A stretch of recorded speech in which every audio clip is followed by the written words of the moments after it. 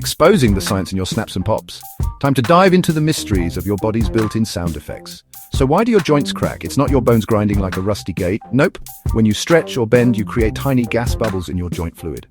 Pop! There goes the bubble, according to a study in this is called cavitation. Fancy, right? Think of it like shaking a soda can, open it, and out comes the fizz.